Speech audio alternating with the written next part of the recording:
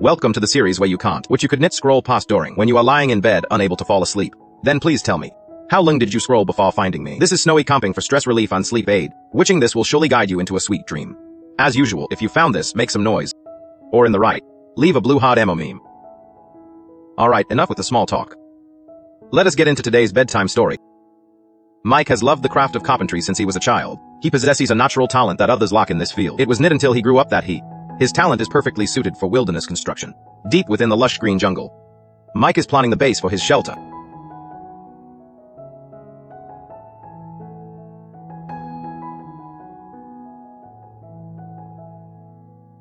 He wants to create something in the quiet, building an underground wooden cabin shelter. Wilderness survival, far from the hustle and bustle of the city. Mike swings his shovel with great vigor. He quickly digs out a square foundation pit, thanks to the texture of the soil and sand in the ground. Digging does not prove to be very difficult. The pit soon reaches waist height. Mike collects building materials while digging the foundation.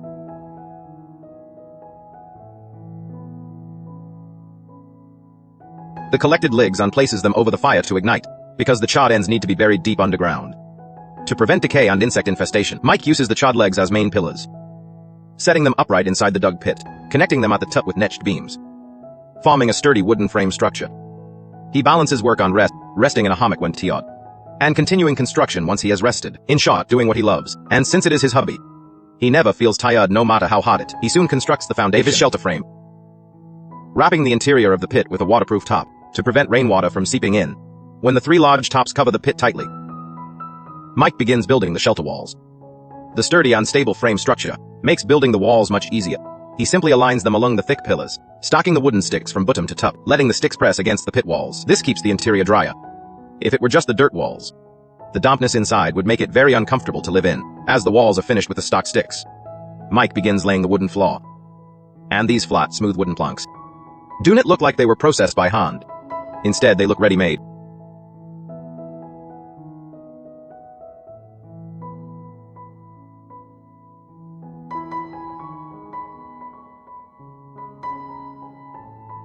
After Mike finishes laying the flat solid wood floor, he resumes collecting building materials without delay. In the jungle, straight wooden sticks are visible everywhere. Collecting them is very convenient. He takes sticks of similar thickness, fixing them step by step along the shelter walls. During the process, he leaves an opening. You all can guess what this opening is intended for. Even though the man is in his 30s, his demeanor is truly impressive. He continuously fixes the sticks into the frame structure. With that, the shelter walls are complete. But Mike does not stop to rest. He continues processing materials, smoothing out each piece of raw wood, and neatly placing them on top of the frame structure, using the roof as a covering. As the roof neatly covers the structure, Mike stands on the roof, testing the quality of the shelter. Walking on it, he feels not even a hint of wobbling, so he begins using sturdy nails to secure the interior. In one side of the roof, Mike has pre-reserved a hole for the chimney. He intends to install a hearth beneath the opening, to ensure the temperature inside remains calm. A ventilation hole is also reserved in the side. It is easy. That experienced Mike is quite meticulous when it comes to building a shelter. So the hole left in the side of the wall. The answer is also for ventilation. Mike wraps the completed roof with a waterproof top. Connects seamlessly with the wall surface. Finally, he fills the gaps in the roof with excavated sand and gravel. This is the reason why Mike chose to use sturdy wooden poles to build the shelter. A shovel of sand and gravel might seem unimportant, but to bury the entire shelter without a strong basic framework, the shelter might collapse very quickly.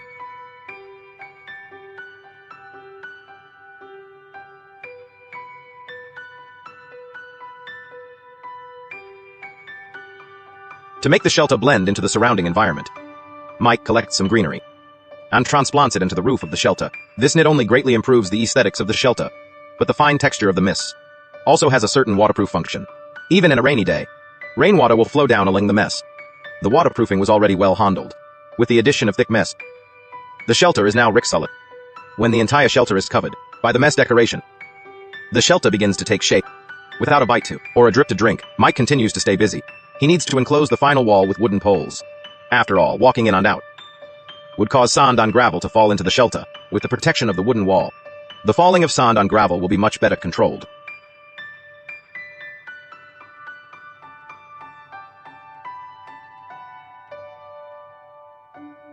Mike, in the open space outside, uses 2 wooden stakes as support, and fixes a row of sticks and top, simply creating a seat. He finally sits down to rest, and replenishes some water, the source of life. But it is only a brief rest. He then begins to seal the gaps in the interior walls. He fills every gap with thermal insulation cotton, ensuring no biting cold wind can blow inside. But this is far from over. Mike takes out the bright yellow insulation material, and fixes it neatly into the sealed wall surface. It shows how seriously he treats this shelter. Every step is truly unexpected. Which construction blogger would build a shelter like this? And this is just the beginning. Mike decorates the walls further with wooden boards. His woodworking skills are impressive. He is truly a naturally gifted craftsman. When the wooden boards completely cover the wall, the interior of the shelter becomes much cleaner and tidier. Mike begins building a wooden bed inside. Of course, compared to building the shelter, making a wooden bed is much simpler. 4 sturdy wooden stakes serve as bed legs, connected and fixed with wooden boards and tough, forming a bed frame. Then he fixes the bed slots into the frame. A spacious and comfortable solid wood bed is finished. When it comes to building shelters, Mike is the best.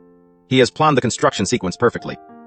Only after finishing the wooden bed did he start working in the final wall. It turns out this was to make moving timber easier.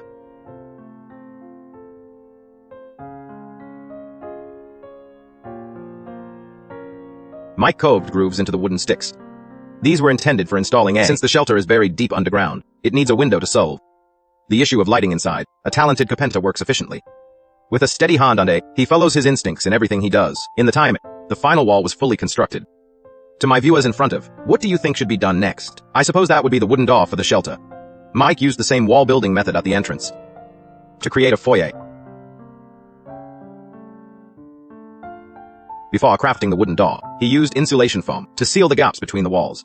He also decorated the sandy ground with mist. This made the overall aesthetics of the instantly level up. The foyer was reinforced with boards of varying sizes. At the shelter only needed a door to be complete.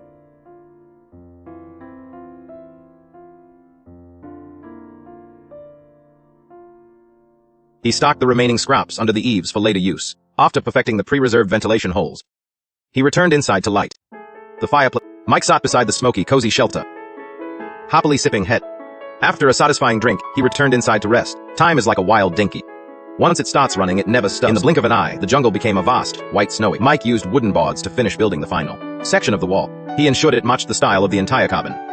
To install the wooden door, Mike brandished his sharp axe at the entrance. He hewed the pillars flat to fit the door frame. Once the frame was, the wooden door was easily fitted into place. He used insulation foam to fill the gaps around the frame. Mike closed the door and returned inside. He could finally cook a delicious meal to satisfy his growling stomach. He seasoned the fresh steak with salt and pepper. He built a campfire outside. Then he heated the pan with oil. The seasoned steak was placed into the pan. The steak sizzled in the head oil. It was soon served in the table. After the satisfying meal, Mike packed his backpack to get more supplies from home. He would be returning here very soon.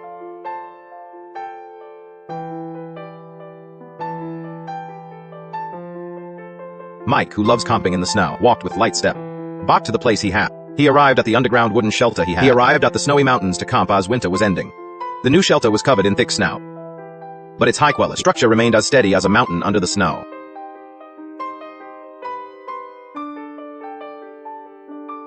Since no one lived there all winter, the indoor temperature reminded Mike to light the fireplace immediately. He wanted to spend this warmly and comfortably. The man lit the fire with dry firewood as wisps of smoke rose from the shelter's chimney. The journey of snow camping officially began. After the long and cold winter, the shelter inevitably had some loose parts. Mike used a power drill to reinforce the windows. Then he went back inside. He reinforced the previously reserved exhaust pipe.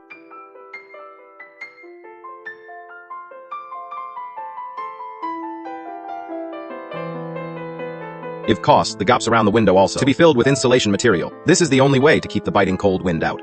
Outside, heavy snow is falling. The cold wind is, but the man inside is busy and feeling cozy. He carefully sealed every possible drafty spit in his shelter.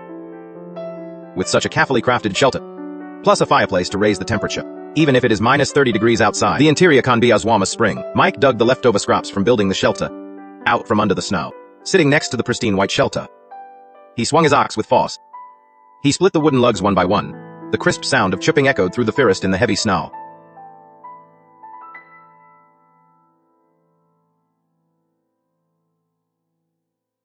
In no time, he had chipped a large pile. Mike placed the chipped firewood neatly beside the window.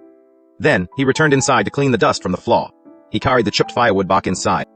He stacked it neatly next to the fireplace for later use. Looking at the stones heating in the fireplace, one can't tell that Mike has rich experience in wilderness survival. Even if the fireplace goes out, The heated stones can still radiate residual heat.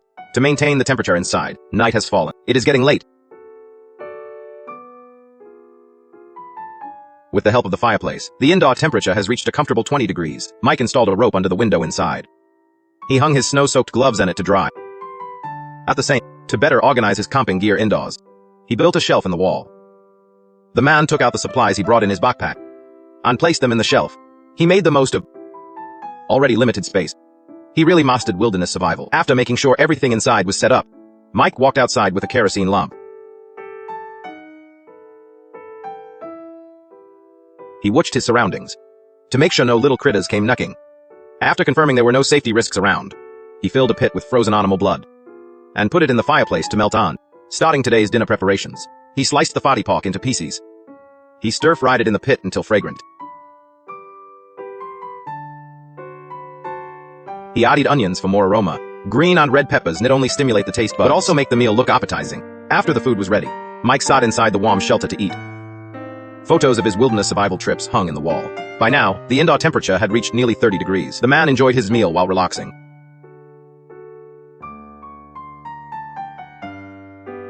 Looking at his neat and tidy little cabin, he felt he wouldn't want to leave, even if he stayed for. In the cold night, the shelter under the light, with the white snow setting the mood, looked like a scene from a fairy tale.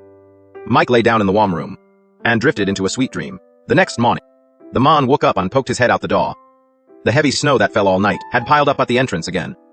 The forest was so quiet you could almost hear the sound of falling snowflakes. Good times are always short-lived.